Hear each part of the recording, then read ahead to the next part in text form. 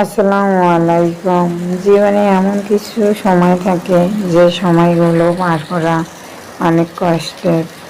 এমন একটা সিচুয়েশন চলে আসে যে নিজের ক্ষতি করতেও মানুষ দুবার পাবে না।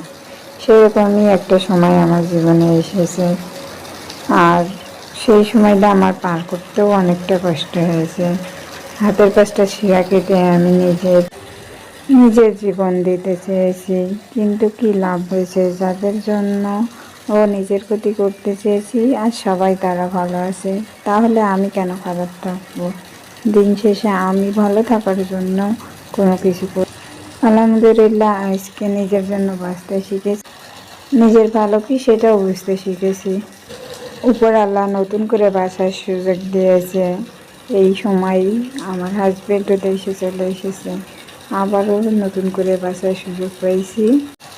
আমি, আমার সন্তান, আমার হাজব্যান্ড দেশে আসার পরে অনেক ঘোরাঘুরি করছি, অনেক আনন্দ করছি।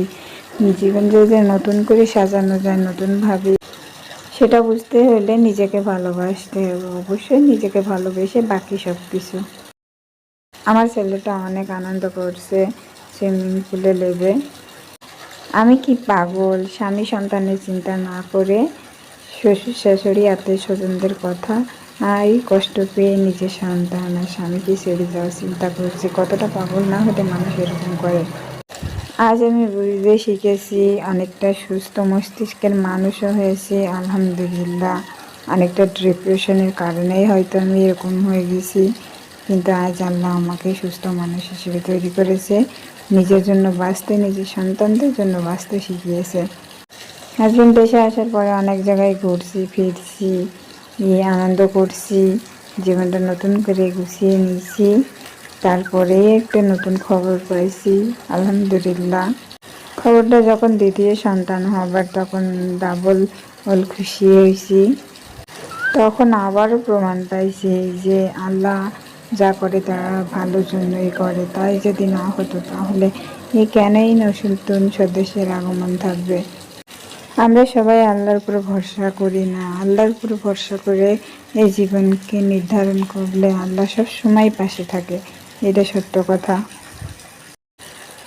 আর তাই তো হয়তো আল্লাহ আমার দ্বিতীয় সন্তান দেবার আর সিদ্ধান্ত নিয়েছে। আমি খুশি, আমার হাজব্যান্ডও খুশি, আমার সন্তানও খুশি, আমরা সবাই খুশি আলহামদুলিল্লাহ। আমার নিজের একটা ঘর থাকবে, নিজের একটা সংসার থাকবে, এই কষ্টটা আমার আক্ষেপ ছিল। আজ সেই কষ্টটা আর নেই আলহামদুলিল্লাহ। আজ নিজের একটা ঘর আছে, নিজের একটা সংসার আছে, নিজের একটা সন্তান আছে, আরও একটা সন্তান হওয়ার প্রস্তুতি নিচ্ছি আলহামদুলিল্লাহ। বর্তমানে আমি 7 মাসের প্রেগনেন্সি রানিং চলছে। আপনারা সবাই আমার জন্য দোয়া করবেন। জীবনে এমন এমন কিছু ধাক্কা আসবে, সেই ধাক্কায় যদি প্রিয় মানুষগুলো হাত শক্ত করে ধরে রাখতে পারেন, তাহলে সব বিপদ কাটিয়ে উঠতে পারবেন ইনশাল্লাহ। আমার সংসারটা ভাঙার জন্য অনেকে অনেক চেষ্টা করেছে, কিন্তু উপর আল্লাহর সাথে ছিল বলে কেউ সফল হয়ে উঠতে পারেনি। দেখতে দেখতে হাজব্যান্ডের দেশে ছুটি শেষ হয়ে গেছে, চলে যাওয়ার সময় হয়ে গেছে। যেহেতু সে বিদেশ থাকে, সেহেতু আমাদের ছেড়ে তার যেতে হবে, এটাই স্বাভাবিক। আমাদের কষ্ট লাগলেও আমরা মানিয়ে নিই, কিছুই করার নেই। সবশেষে একটা কথাই বলো, উপর আল্লাহ যা করে ভালোর জন্যই করে। আজ আমি অনেক সুখী আলহামদুলিল্লাহ, এটা উপর আল্লাহর দেওয়া দান।